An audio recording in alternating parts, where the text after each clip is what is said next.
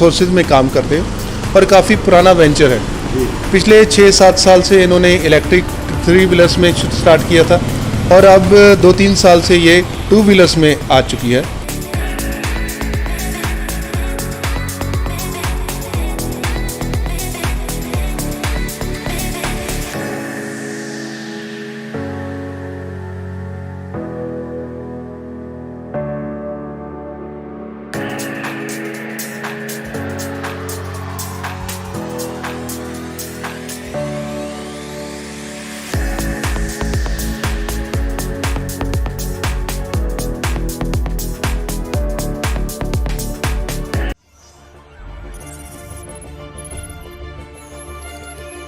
जनहितैषी TRP नहीं खरीदते, भरोसा जीतते हैं।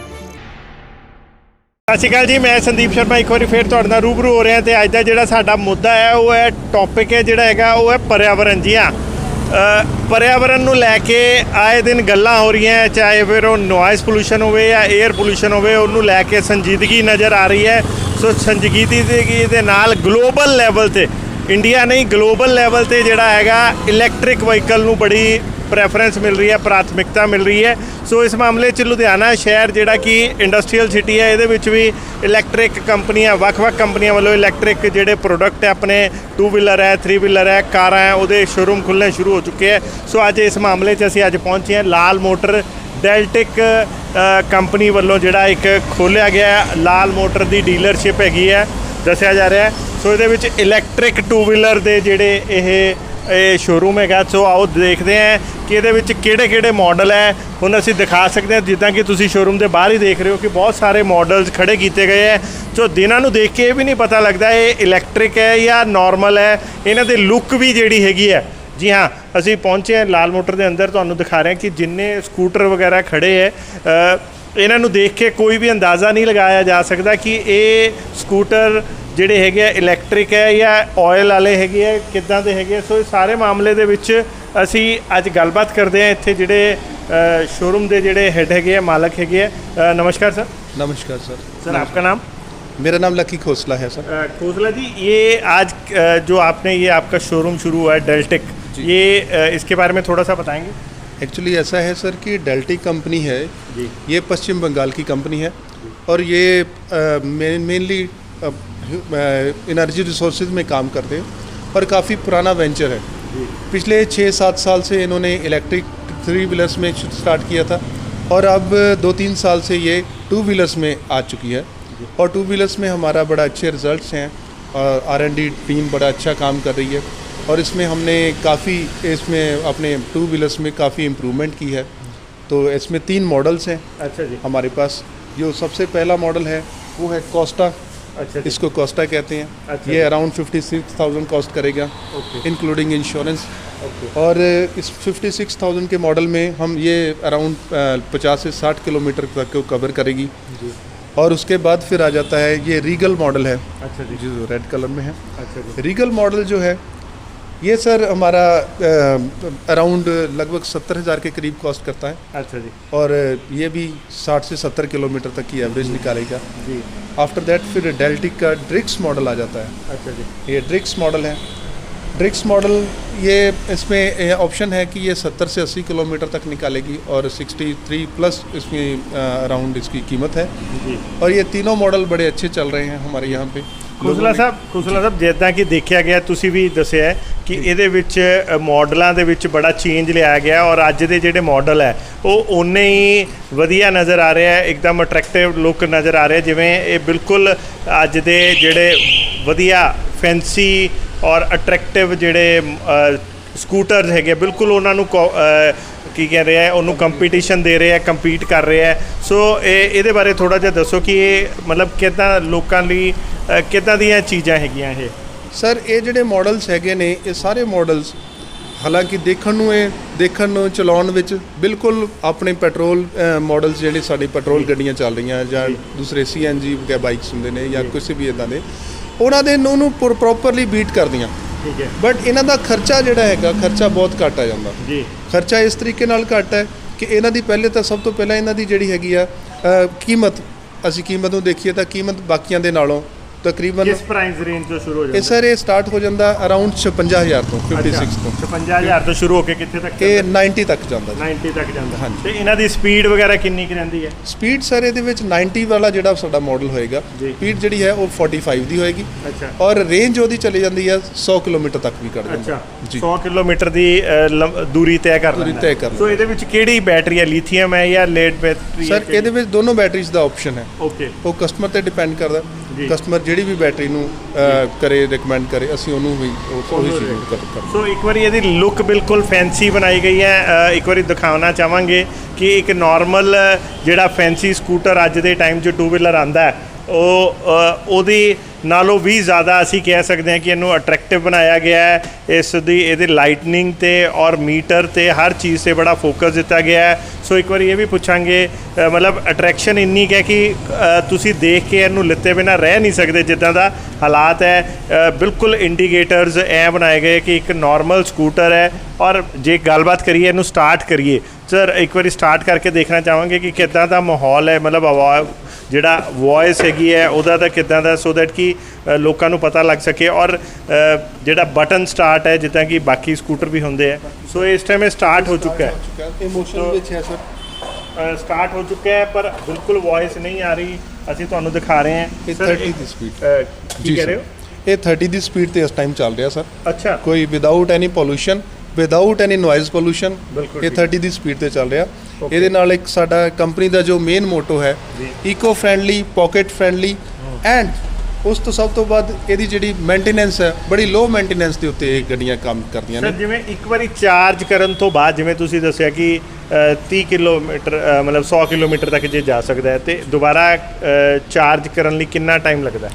ਸਰ ਜੋ ਲਿਥੀਅਮ ਬੈਟਰੀ ਹੈ ਜੀ ਉਸ ਇੱਕ ਚਾਰਜਿੰਗ ਤੋਂ ਬਾਅਦ ਫੁੱਲ ਚਾਰਜ ਹੋਣ ਵਾਸਤੇ 3 ਤੋਂ 4 ਘੰਟੇ ਦਾ ਟਾਈਮ ਲਏਗੀ ਓਕੇ ਔਰ ਜੋ ਲੈਡ ਐਸਿਡ ਬੈਟਰੀ ਹੈ ਉਹ 5 ਤੋਂ 6 ਘੰਟੇ ਦਾ ਟਾਈਮ ਲੈਂਦੀ ਹੈ ਓਕੇ ਸੋ ਇਹਦੇ ਚਾਰਜਰ ਕੋਈ ਖਾਸ ਤਰ੍ਹਾਂ ਦੇ ਚਾਰਜ ਸਟੇਸ਼ਨ ਹੁੰਦੇ ਜਾਂ ਬਿਲਕੁਲ ਘਰ ਦੇ ਵਿੱਚ ਆਪਾਂ ਪਲੱਗ ਦੇ ਵਿੱਚ ਲਗਾ ਨਾਰਮਲ ਕੇ ਸਰ ਜਿੱਦਾਂ ਦੇ ਸਾਡੇ ਘਰ ਦੇ ਪਲੱਗਸ ਹੁੰਦੇ ਨੇ ਇਸ ਤਰੀਕੇ ਦੇ ਨਾਲ ਆਹ ਪਲੱਗ ਲੱਗਾ ਹੋਇਆ ਹੈ ਓਕੇ ਪਲੱਗ ਦੇ ਨਾਲ ਨਾਰਮਲ ਅਸੀਂ ਚਾਰਜ ਕਰ ਰਹੇ ਨਾਰਮਲੀ ਚਾਰਜ ਕਰੇਗਾ ਓਕੇ ਇਹ ਕੋਈ ਪ੍ਰੋਪਰ ਸਪੈਸ਼ਲ ਚਾਰਜ ਸਟੇਸ਼ਨ ਦੀ ਜਾਂ ਉਦਾਂ ਦੀ ਕਿਸੇ ਜ਼ਰੂਰਤ? ਚਾਰਜ ਸਟੇਸ਼ਨ ਦੀ ਸਰ ਜ਼ਰੂਰਤ ਨਹੀਂ ਹੈ ਸੋ ਇਹਨੂੰ ਆਪਣੇ ਡੈਸਟੀਨੇਸ਼ਨ ਤੇ ਪਹੁੰਚ ਕੇ ਆਫਿਸ ਦੇ ਵਿੱਚ ਪਹੁੰਚ ਕੇ ਉਹ ਆਪਣੇ ਕਿਤੇ ਵੀ ਨੀਚੇ ਚਾਰਜ ਸਟੇਸ਼ਨ ਤੇ ਲਗਾ ਸਕਦੇ ਨਾਰਮਲ ਪਲੱਗ ਤੇ ਨਾਰਮਲ ਪਲੱਗ ਦੇ ਵਿੱਚ ਜੋ ਸਾਡੇ ਘਰਾਂ ਦੇ ਆ ਯੂਨਿਟ ਫੂਕ ਦਿੰਦਾ ਹੈ ਜਦੋਂ ਇੱਕ ਚਾਰਜਿੰਗ ਦੀ? ਸਰ ਇੱਕ ਚਾਰਜਿੰਗ ਵਾਸਤੇ ਇਹਨੂੰ 1.5 ਤੋਂ 2 ਯੂਨਿਟ ਦੀ ਜ਼ਰੂਰਤ ਪੈਂਦੀ ਹੈ ਓਕੇ 1.5 ਤੋਂ 2 ਯਾਨੀ ਕਿ 1.5 ਤੋਂ 2 ਯੂਨਿਟ ਮੀਨਸ ਕਿ 10 ਤੋਂ 20 ਰੁਪਏ ਦਾ ਖਰਚਾ ਜੇ 15 20 ਤੋਂ ਰੁਪਏ 20 ਦੇ ਖਰਚੇ ਦੇ ਨਾਲ ਤੁਸੀਂ ਕਹਿ ਰਹੇ ਹੋ ਕਿ 100 ਕਿਲੋਮੀਟਰ ਤੱਕ ਇਹ 100 ਕਿਲੋਮੀਟਰ ਨੂੰ ਵੀ ਕਵਰ ਕਰੇਗਾ ਸਰ ਹਾਂਜੀ ਬਿਲਕੁਲ ਆਪਾਂ 80 ਵੀ ਮੰਨ ਲਈਏ ਤੇ ਬਹੁਤ ਅੱਛੀ ਐਵਰੇਜ ਹੈ ਜੀ ਜੀ 20 ਰੁਪਏ ਦੇ ਵਿੱਚ 80 ਬਿਲਕੁਲ 20 ਰੁਪਏ ਦੇ ਵਿੱਚ ਅਸੀਂ 80 ਕਿਲੋਮੀਟਰ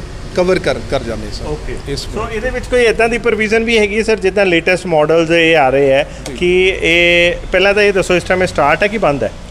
ਇਸ ਟਾਈਮ ਇਹ ਬੰਦ ਹੈ ਸਰ ਅੱਛਾ ਜੀ ਇਹਨੂੰ ਆਪਾਂ ਸਟਾਰਟ ਕਰਾਂਗੇ ਅੱਛਾ। ਦੋ ਵਾਰੀ ਕਲਿੱਕ ਕੀਤਾ ਹਾਂਜੀ ਉਸ ਤੋਂ ਬਾਅਦ ਸਟਾਰਟ ਹੋ ਜਾਂਦਾ ਸਰ ਤੇ ਇਹ ਸਪੋਜ਼ ਕਰੋ ਹੁਣ ਜਿਵੇਂ ਅਸੀਂ ਸਟਾਰਟ ਕਰ ਲਿਆ ਤੇ ਹੁਣ ਥੋੜੀ ਦੇਰ ਜਿਵੇਂ ਕਿਉਂਕਿ ਇਹਦੀ ਵੌਇਸ ਹੀ ਨਹੀਂ ਆ ਰਹੀ ਸੋ ਆਪਾਂ ਨੂੰ ਪਤਾ ਹੀ ਨਹੀਂ ਲੱਗਿਆ ਭੁੱਲ ਗਿਆ ਸੀ ਕਿ ਸਟਾਰਟ ਛੱਡਤਾ ਤੇ ਕੋਈ ਇਦਾਂ ਦਾ ਪ੍ਰੋਵੀਜ਼ਨ ਵੀ ਹੈ ਕਿ ਆਟੋਮੈਟਿਕਲੀ ਬੰਦ ਹੋ ਜਾਏਗਾ? ਇਹ ਆਟੋਮੈਟਿਕਲੀ ਬੰਦ ਹੋ ਜਾਂਦਾ ਸਰ ਕਿੰਨੀ ਦੇਰ? ਜਿਸ ਟਾਈਮ ਦੇ ਵਿੱਚ ਉਹ 3 ਸੈਕਿੰਡ 5 ਸੈਕਿੰਡ ਦਾ ਟਾਈਮ ਲੈਂਦਾ ਅਲੱਗ-ਅਲੱਗ ਮਾਡਲ ਦੇ ਵਿੱਚ ਉਹ ਆਟੋਮੈਟਿਕਲੀ ਇਹਨੂੰ ਡਿਸਕਨੈਕਟ ਹੋ ਜਾਂਦਾ ਹੈ ਡਿਸਕਨੈਕਟ ਹੋ ਜਾਂਦਾ ਜੀ। ਐ ਤਾਂ ਨਹੀਂ ਕਿ ਇੱਕ ਜਿਵੇਂ ਲੇਡੀਜ਼ ਜਾਂ ਜੈਂਟਸ ਜਿਹੜੇ ਬਜ਼ੁਰਗ ਹੈ ਸੀਨੀਅਰ ਸਿਟੀਜ਼ਨ ਜਾਂ ਬੱਚੇ ਜਿਹੜੇ ਕਿ ਜਿਨ੍ਹਾਂ ਨੂੰ ਨਹੀਂ ਅੰਦਾਜ਼ਾ ਰਹਿੰਦਾ ਕਿ ਇਹ ਇਦਾਂ ਦੀ ਚੀਜ਼ਾਂ ਹੈ ਉਹ ਆਟੋਮੈਟਿਕਲੀ ਬੰਦ ਹੋ ਜਾਏ ਉਹਨਾਂ ਨੂੰ ਪਤਾ ਹੀ ਨਹੀਂ ਲੱਗੇ?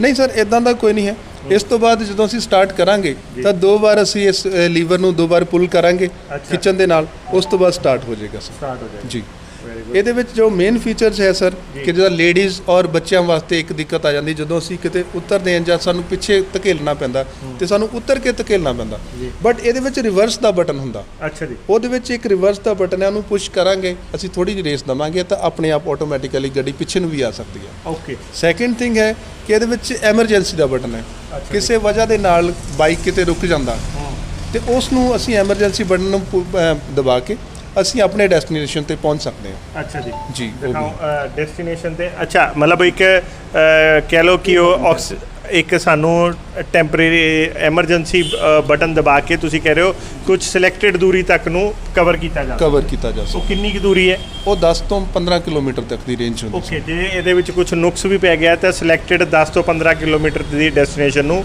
ਕਵਰ ਕੀਤਾ ਜਾ ਸਕਦਾ। ਜੀ ਸੋ ਜੀ। ਅਲਾਰਮਿੰਗ ਸਿਚੁਏਸ਼ਨ ਹੈ। Alarming ਕਹਿਣ ਦਾ ਮਤਲਬ ਉਹ ਅਲਾਰਮਿੰਗ ਸਿਚੁਏਸ਼ਨ ਦੱਸ ਦਿੰਦਾ ਕਿ ਤੁਹਾਡੇ ਵਹੀਕਲ 'ਚ ਕੋਈ ਪ੍ਰੋਬਲਮ ਹੈਗੀ, ਤੁਸੀਂ ਆਪਣੇ ਨੀਅਰੈਸਟ ਡੈਸਟੀਨੇਸ਼ਨ ਜਾਂ ਟੈਕਨੀਸ਼ੀਅਨ ਕੋਲ ਪਹੁੰਚ ਸਕਦੇ ਹਾਂ ਸਰ। ਸੋ ਓਕੇ, ਸੋ ਹੋਰ ਕੋਈ ਖਾਸ ਇਹਦੇ ਵਿੱਚ ਬਾਕੀ ਖਾਸ ਫੀਚਰ ਇਹ ਹੈ ਕਿ ਸਰ ਇਹਦੇ ਵਿੱਚ ਸਟੋਰੇਜ ਵਗੈਰਾ ਲਈ ਕੋਈ ਹੈਗੀ ਜੀ ਹੈ ਜੀ? ਇਹਦੇ ਵਿੱਚ ਡਿੱਕੀ ਹੈ ਸਰ। ਜੀ ਡਿੱਕੀ ਨੂੰ ਅਸੀਂ ਖੋਲਦੇ ਹਾਂ ਤਾਂ ਇਹਦੇ ਵਿੱਚ ਅੱਛੀ ਸਟੋਰ ਸਪੇਸ ਹੈ। ਓਕੇ, ਸਟੋਰ ਸਪੇਸ ਅੱਛੀ ਹੋਣ ਦੇ ਨਾਲ ਇੱਕ MCB ਦਾ ਬਟਨ ਹੈ। ਅੱਛਾ ਜੀ। ਇਹ MCB ਦੇ ਬਟਨ ਨੂੰ ਅਸੀਂ ਆਫ ਕਰ ਦਈਏ ਤਾਂ ਅਸੀਂ ਇਹਨੂੰ ਬੇਫਿਕਰੀ ਦੇ ਨਾਲ ਕਿਤੇ ਵੀ ਪਾਰਕ ਕਰਕੇ ਜਾ ਸਕਦੇ ਹਾਂ। ਅੱਛਾ। ਉਹਦੇ ਨਾਲ ਕੋਈ ਵੀ ਥੈਫਟ ਹੋਣ ਦੀ ਕੋਈ ਚਾਂਸ ਨਹੀਂ ਰਹਿ ਜਾਂਦੇ। ਓਕੇ, ਦੂਸਰਾ ਇਹਦੇ ਵਿੱਚ ਸਰ ਸਾਡੇ ਕੋਲ ਜਿੱਦਾਂ ਕਾਰਾਂ ਦੇ ਵਿੱਚ ਆਮ ਸਾਡੇ ਕੋਲ ਅਲਾਰਮਿੰਗ ਸਿਸਟਮ ਹੁੰਦਾ ਜੀ, ਜਿਹਨੂੰ ਅਸੀਂ ਯੂਜ਼ ਕਰਦੇ ਹਾਂ, ਸੈਂਟਰ ਲੌਕਿੰਗ ਕਹਿ ਦਿੰਦੇ ਆ। ਉਹ ਸੈਂਟਰ ਲੌਕਿੰਗ ਅਸੀਂ ਇਹਦੇ ਵਿੱਚ ਪ੍ਰੋਵਾਈਡ ਕਰਦੇ ਹਾਂ। ਉਹਦਾ ਕੀ ਫਾਇਦਾ ਹੁੰਦਾ ਸਰ? ਸੈਂਟਰ ਲੌਕਿੰਗ ਦਾ ਇਹ ਹੈ ਕਿ ਤੁਸੀਂ ਕਿਤੇ ਵੀ ਬਾਹਰ ਖੜੇ ਹੋ ਨੂੰ ਸੈਂਟਰ ਲੌਕ ਕਰ ਸਕਦੇ ਹੋ।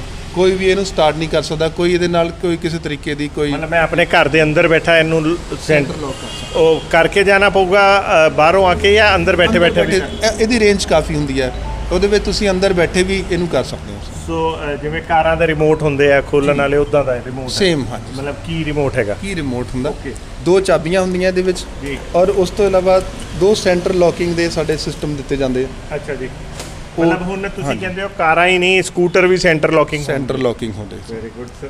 ਇਲੈਕਟ੍ਰਿਕ। ਇਹ ਨਵੀਂ ਚੀਜ਼ ਅਸੀਂ ਦੇਖਣ ਨੂੰ ਮਿਲ ਰਹੀ ਹੈ ਕਿ ਦੇਖੋ ਦੋਸਤੋ ਕਿ ਹੁਣ ਕਾਰਾਂ ਹੀ ਨਹੀਂ, ਟੈਕਨੋਲੋਜੀ ਦੇ ਇਸ ਯੁੱਗ ਦੀ ਗੱਲ ਕਰ ਰਹੇ ਹਾਂ ਕਿ ਟੈਕਨੋਲੋਜੀ ਜਿੱਥੇ ਸਾਨੂੰ ਪਰਿਆਵਰਨ 'ਚ ਸੰਭਾਲਣ ਦੇ ਕੰਮ ਆ ਰਹੀ ਹੈ, ਪਰਿਆਵਰਨ ਨੂੰ ਬਚਾਉਣ 'ਚ ਕੰਮ ਆ ਰਹੀ ਹੈ, ਜਿੱਥੇ ਨੋਇਜ਼ ਪੋਲੂਸ਼ਨ ਤੋਂ ਬਚਾ ਰਹੀ ਹੈ।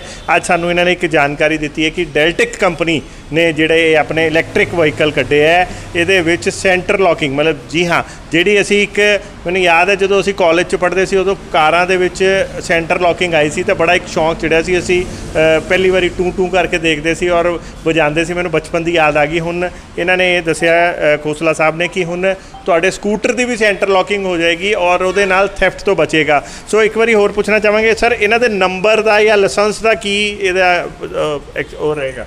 ਸਰ ਜਿੱਦਾਂ ਕਿ ਇਹ ਸਲੋ ਸਪੀਡ ਬਾਈਕ ਹੁੰਦੇ ਨੇ ਜੀ, ਇਹਨਾਂ ਵਿੱਚ 25 ਤੱਕ ਦੀ ਇਹ ਸਪੀਡ ਤੇ ਜਾਂਦੇ। ਇਹਨਾਂ ਵਿੱਚ ਸਾਨੂੰ ਹੈਲਮਟ ਦੀ ਨੰਬਰਸ ਦੀ ਰਜਿਸਟ੍ਰੇਸ਼ਨ ਨੰਬਰ ਦੀ ਜ਼ਰੂਰਤ ਨਹੀਂ ਰਹਿ ਜਾਂਦੀ। ਅੱਛਾ ਜੀ। ਹਾਂਜੀ। ਤੇ ਕੱਲ ਨੂੰ ਮਤਲਬ ਇਹ ਅਸੀਂ ਕਿਤੇ ਖੜੇ ਕਰਕੇ ਗਏ ਹਾਂ, ਹੁਣ ਮੈਂ ਸਪੋਜ਼ ਕਰੋ ਮੈਂ ਵੀ ਤੁਹਾਡੇ ਤੋਂ ਆ ਬਾਈਕ ਲੈ ਲਿਆ, ਮੇਰੇ ਨਾਲ ਦੇ ਨੇ ਵੀ ਇਹੀ ਬਾਈਕ ਲੈ ਲਿਆ, 3-4 ਬੰਦਿਆਂ ਨੇ ਸੇਮ ਤਰ੍ਹਾਂ ਦਾ ਬਾਈਕ ਲੈ ਲਿਆ, ਮੈਨੂੰ ਉੱਥੇ ਪਛਾਣ ਕਿੱਦਾਂ ਹੋਊਗੀ ਕਿ ਮੇਰਾ ਵਾਲਾ ਕਿਹੜਾ ਹੈਗਾ? ਉਹਦੇ ਵਿੱਚ ਸਰ ਤੁਹਾਡੇ ਸੈਂਟਰ ਲੌਕਿੰਗ ਕੰਮ ਆਉਂਦੀ ਆ। ਅੱਛਾ, ਜਦੋਂ ਅਸੀਂ ਟੂ ਕਰਕੇ ਵਜਾਣਾ ਪਊਗਾ ਤਾਂ ਜਿੱਥੇ ਵੀ ਤੁਸੀਂ ਖੜੋਗੇ ਤੁਹਾਡੇ ਬਾਈਕ ਦਾ ਪਤਾ ਲੱਗ। ਇੱਕ ਕਲਰ ਦੇ ਬਾਈਕ 4 ਖੜੇ ਹੋਗੇ, ਜਿਵੇਂ ਇੱਥੇ ਹੀ 4 ਖੜੇ ਤੁਹਾਡੇ ਤਾਂ ਮਾਡਲ ਖੜੇ ਆ ਤੇ ਉਹ ਟੂ ਕਰਕੇ ਪਤਾ ਲੱਗੂਗਾ ਕਿ ਕਿਹੜਾ? ਹਾਂਜੀ, ਉਹਦੇ ਨਾਲ ਪਤਾ ਲੱਗ ਜਾਏਗਾ।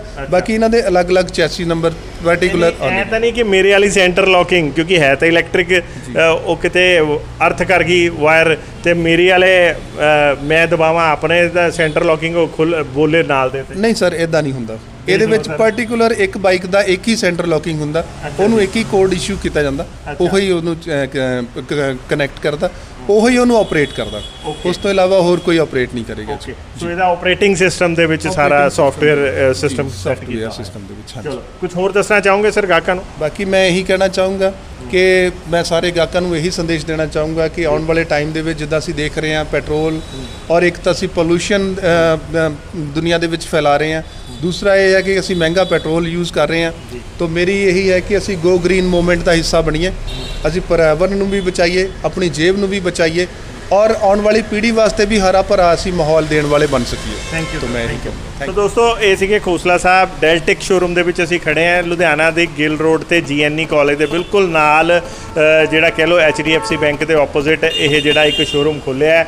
ਔਰ ਡੈਲਟਿਕ ਕੰਪਨੀ ਜਿਹੜੀ ਕਿ ਵੈਸਟ ਬੰਗਾਲ ਦੀ, ਜਿੱਦਾਂ ਕਿ ਇਹਨਾਂ ਨੇ ਦੱਸਿਆ, ਇੱਕ ਗਰੁੱਪ ਹੈਗਾ। ਸਾਨੂੰ ਵੀ ਬੜੀਆਂ ਅੱਛੀਆਂ ਚੀਜ਼ਾਂ ਦੇਖੋ, ਅਸੀਂ ਇਲੈਕਟ੍ਰਿਕ ਵਹੀਕਲ ਤਾਂ ਬਹੁਤ ਸਾਰੇ ਅਸੀਂ ਵੀ ਦੇਖੇ ਆ। ਬੜੀ ਦੇਰ ਤੋਂ ਪਿਛਲੇ 4-5 ਸਾਲਾਂ ਤੋਂ ਇੱਕ ਮਾਹੌਲ ਚੱਲ ਰਿਹਾ ਕਿ ਇਲੈਕਟ੍ਰਿਕ ਦਾ, ਹੁਣ ਕਾਰਾਂ ਵੀ ਇਲੈਕਟ੍ਰਿਕ ਆ ਗਈਆਂ। ਪਰ ਕੁਝ ਚੀਜ਼ਾਂ ਅੱਜ ਸਾਡੇ ਵੀ ਨਵੇਂ ਅਪਡੇਟ ਹੋਈਆਂ ਇੱਥੇ ਆ ਕੇ, ਜਿੱਦਾਂ ਕਿ ਹੁਣ 2 ਵੀਲਰ 'ਚ ਵੀ ਸੈਂਟਰ ਲੌਕਿੰਗ ਚੱਲੇਗੀ, ਜਾਂ ਇੱਕ ਉਹਨਾਂ ਨੇ ਉਹਦੇ ਵਿੱਚ ਦੱਸਿਆ ਕਿ MCV ਹੈਗਾ ਜਾਂ ਉਹਨਾਂ ਨੇ ਹੋਰ ਸਾਰੀਆਂ ਕੁਝ ਬਹੁਤ ਸਾਰੀਆਂ ਚੀਜ਼ਾਂ ਦੱਸੀਆਂ ਕਿ ਇਹਦੇ ਵਿੱਚ ਬਹੁਤ ਸਾਰੇ ਖਰਚੇ ਬਚਦੇ ਆ। ਜੇ ਅਸੀਂ ਗਾਹਕਾਂ ਦੀ ਗੱਲ ਕਰੀਏ, ਨਾ ਤਾਂ ਸਾਨੂੰ ਇਹਦੀ RC ਬਣਾਉਣ ਦੀ ਲੋੜ ਹੈ, ਨਾ ਸਾਨੂੰ ਇਹਦੇ ਲਈ ਕਿਸੇ ਤਰੀਕੇ ਦਾ ਨੰਬਰ ਲੈਣ ਦੀ ਲੋੜ ਪੈਂਦੀ ਹੈ। ਇਸ ਤੋਂ ਇਲਾਵਾ ਸਰਕਾਰੀ ਬਹੁਤ ਸਾਰੀਆਂ ਜਿਹੜੀਆਂ ਹੋਰ ਚੀਜ਼ਾਂ ਹੈਗੀਆਂ, ਲੀਗੈਲਿਟੀਜ਼ ਤੋਂ ਬਚ ਸਕਦੇ ਆ। ਦੂਸਰਾ, ਮਾਂ ਪਿਓ ਲਈ ਸਭ ਤੋਂ ਵਧੀਆ ਔਰ ਯੰਗਸਟਰ ਲਈ ਸਭ ਤੋਂ ਵਧੀਆ, ਜੇ ਮੈਂ ਪੁਆਇੰਟ ਆਫ ਵਿਊ ਤੋਂ ਕਹਾਂ, ਮਾਂ ਪਿਓ ਲਈ ਇਹ ਹੈ ਕਿ ਉਹਨਾਂ ਦਾ ਬੱਚੇ ਨੂੰ ਜੇ ਉਹ ਅੱਜ 2 ਵੀਲਰ ਲੈ ਕੇ ਦੇ ਰਿਹਾ ਹੈ ਤਾਂ 25 ਤੋਂ 30 ਦੀ ਸਪੀਡ ਤੋਂ ਜ਼ਿਆਦਾ ਸਪੀਡ ਤੇ ਚੱਲ ਹੀ ਨਹੀਂ ਸਕਦਾ। ਸੋ ਮਾਂ ਪਿਓ ਬੇਫਿਕਰ ਰਹਿਣ